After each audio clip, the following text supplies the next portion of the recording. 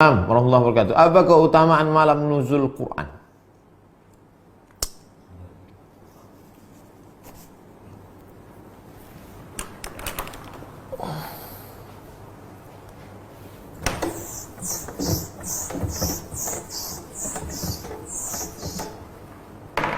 Inna anzalnahu fi lailatul qadr. Qadar. Satu, fulanun lahu qadur.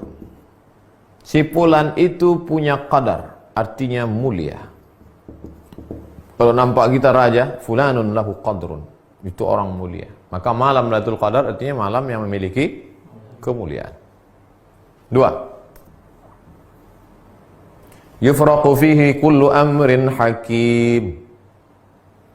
Inna kulla syai'in khalaqnahu biqadar. Khalaqnahu biqadar. Qadar di sini artinya takdir.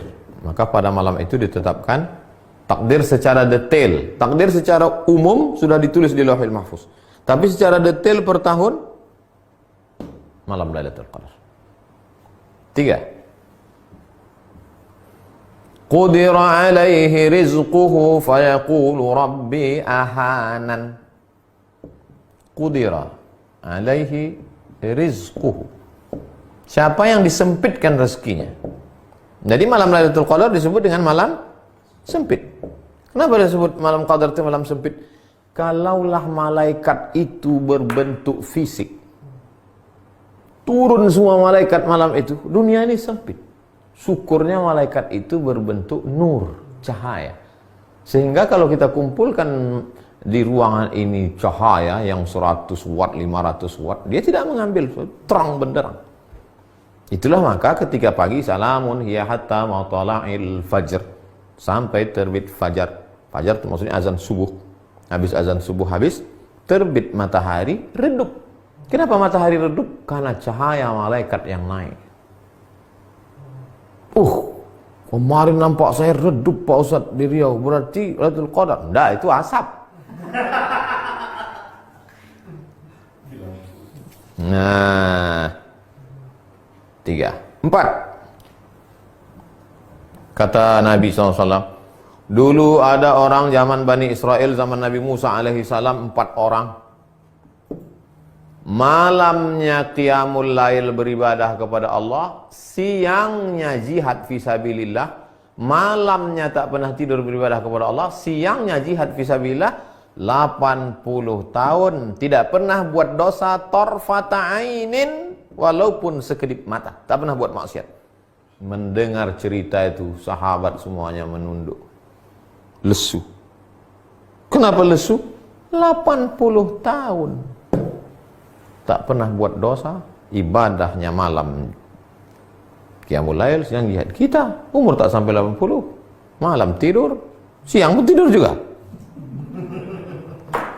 Maka menengok sahabat lesu sedih itu, turunlah ayat, inna anzalnahu fi lailatul qadar. Kami turunkan Lailatul Qadar. Lailatul Qadri khairum min alfi syahrin. Lailatul Qadar lebih baik daripada 1000 bulan. 1000 bulan itu lebih dari 80 sekian tahun. Lebih. Tapi sebetulnya makna alfu adalah angka tertinggi dalam bahasa Arab. Alfu 1000. Makanya parfum yang paling wangi 1000 bunga kata dia. Alfu Zahra. Ada paling 2-3 helai aja yang petik. Apa ini? Alfu Zahra katanya, 1000 bunga.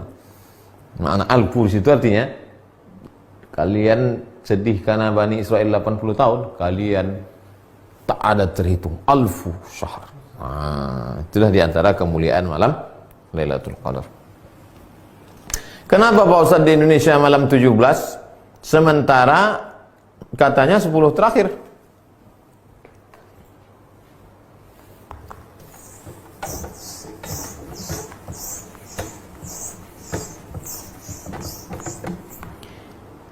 Inna anzalnahu fi lailatin mubarakah. Kami turunkan Al-Quran itu pada suatu malam yang penuh berkah. 2. Inna anzalnahu fi lailatul qadr. Kami turunkan pada malam qadar. Satu malam itu berapa? Satu tahun itu berapa malam? 360 malam. Malam yang mana? Diperkecil lagi. 360 malam diperkecil lagi. Syahrul Ramadan alladzi unzila fihi al-Quran. Diperkecil menjadi 30 malam.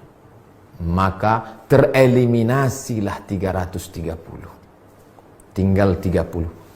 Dari yang 30 malam itu malam yang mana? Maka buka kitab tafsir Ibnu Katsir dalam surat Al-Qadar. Ada pendapat mengatakan malam pertama, ada pendapat mengatakan malam ketiga, ada pendapat mengatakan malam kelima, ada pendapat mengatakan malam ke-9, ada pendapat mengatakan malam ke... Terus pendapat yang mengatakan malam 17 di antara yang berpegang itu adalah mazhab Syafi'i. Wa ma anzalna ala abdina, yang kami turunkan wahyu pada hamba kami Muhammad sallallahu alaihi wasallam, yaumal jam'ani yaumal furqani yaumal taqal jam'an, pada malam bertemu, pada harinya, malam harinya ketemunya dua pasukan. Kapan ketemunya dua pasukan itu? Tanggal 17 Ramadan. Itulah dalil dia turun tanggal 17 Ramadan. Lalu yang mengatakan 10 terakhir dari hadis, taharru lailatul qadri fil ashril awakhir min Ramadan. Carilah Lailatul Qadar pada malam terakhir Ramadan. 21 ramai iktikaf masjid, 22 kosong. 23 full, 24 mall. 25 penuh, 26 sibuk pasar bawah membeli, 27 puncaknya, 28 kosong, 29 balik kampung. Datang corona, kosong semuanya.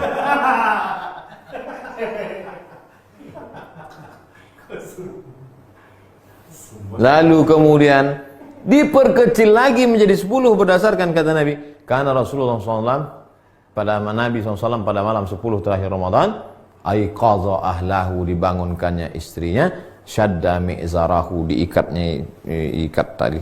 ikat sarungnya, maksudnya dia balik lebih banyak beribadah, iktikaf. Itulah dalil yang mengkhususkan 10 terakhir. Malam 27 hadis Nabi. Tapi ini semuanya adalah prediksi. Buka tafsir Al-Kabir Imam Fakhruddin Ar-Razi, tafsir Ar-Razi, Mafatihul Ghaib, kunci-kunci ghaib, pada ayat surat Al-Qadar. Di penutup itu dia sebutkan, Allah tidak sebutkan siapa yang dapat taubat nasuhah. Allah tidak sebutkan siapa yang dapat haji mabrur. Allah tak sebutkan siapa yang dapat sholat wusta. Allah tak sebutkan siapa yang dapat Lailatul Qadar. Supaya apa? Supaya kita tetap senantiasa berharap. Berharap itu bahasa Arabnya ar-raja. Ar-raja adalah salah satu stasiun mendekatkan diri kepada Allah Subhanahu wa ta'ala. Bayangkan kalau ditetapkan waktunya. Lailatul Qadar itu adalah malam 11. Maka malam 11 itu ajalah orang ramai. Malam lain kosong. Atau ada satu orang yang dapat ilham malam-malam, kau sudah dapat Lailatul Qadar, sampai mati tak ke masjid lagi. Pak Haji tak ke masjid, udah dapat Lailatul Qadar dah.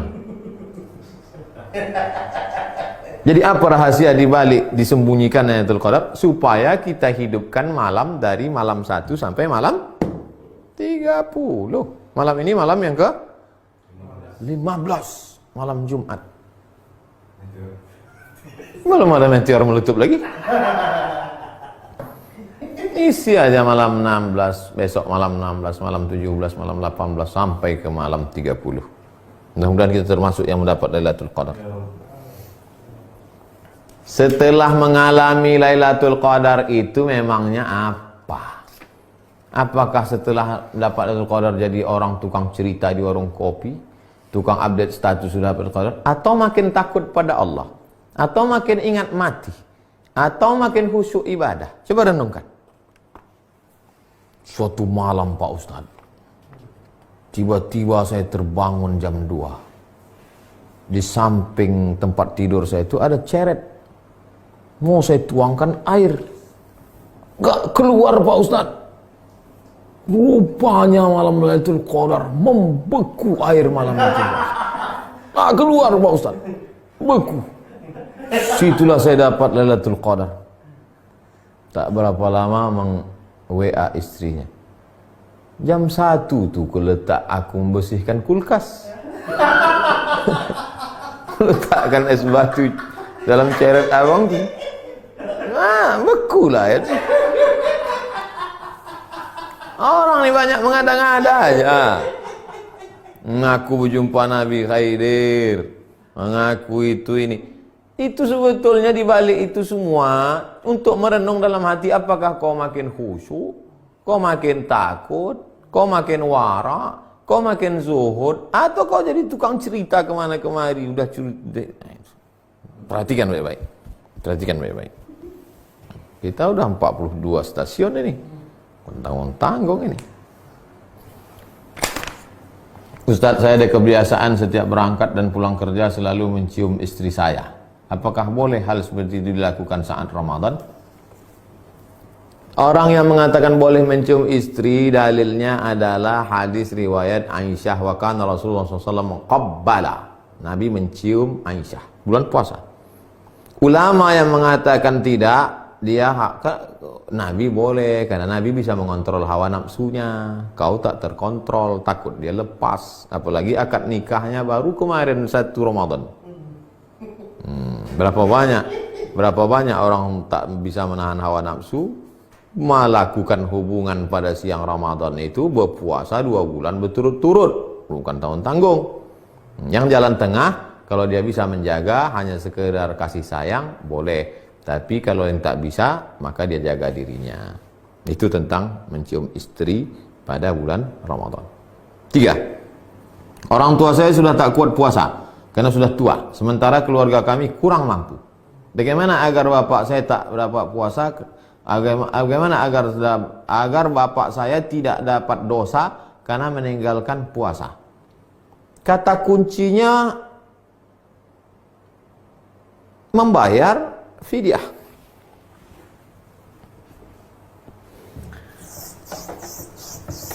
Faman kana minkum maridan, siapa yang sakit, au ala safarin, atau musafir,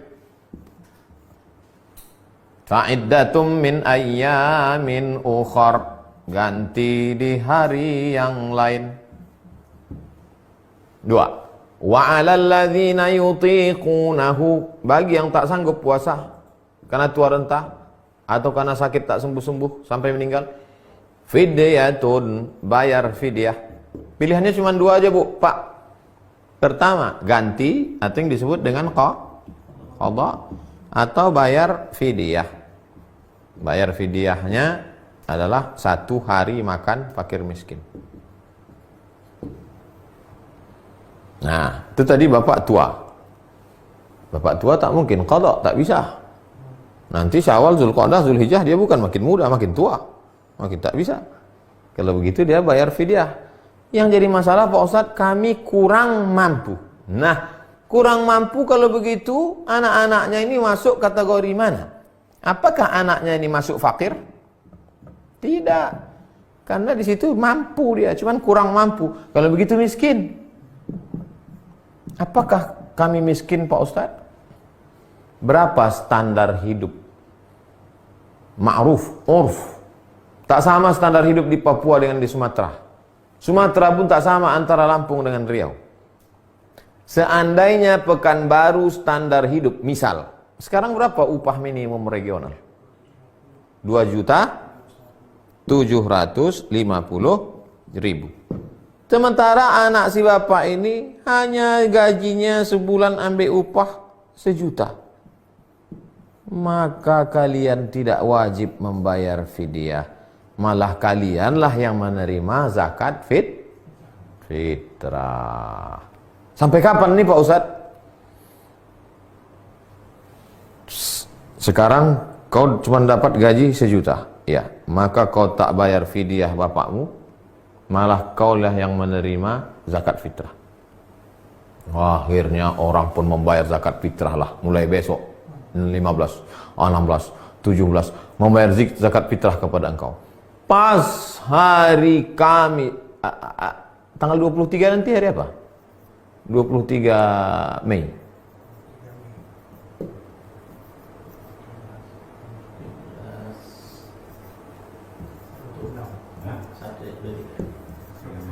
Hari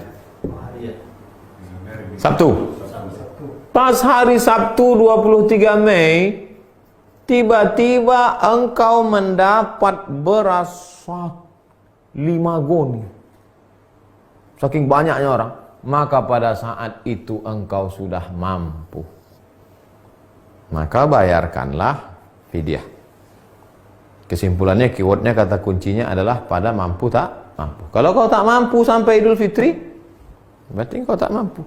Tapi rupanya dibukakan Allah rezekimu, berduyun-duyun orang datang, dapat dari RT, dapat dari Bank Riau Kepri, dapat PSBB, dapat Al-Azhar Syifa Budi, dapat, wah, bertumpuk Ustaz. Bayarkanlah, jangan pula nanti akan masih susah. Susah betul baru tahu. Jelas itu Pak, Bu. Terakhir, Ibu Aisyah. Jika ada seorang perempuan dipinang oleh lelaki masih awam, belum terlalu mengenal agama, masih dalam perjalanan hijrah, bagaimana pendapat Ustadz?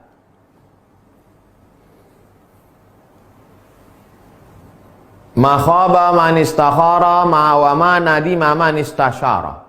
Tak sia-sia orang yang mau istikharah, dan tidak akan rugi orang yang mau minta pendapat orang lain. Coba telusuri lagi orang ini. Ada TV orang ini tahu, dan dia tahu bahwa diri dia tahu. Ikuti dia, berarti dia orang berilmu. 2, dia tak tahu bahwa diri dia tahu.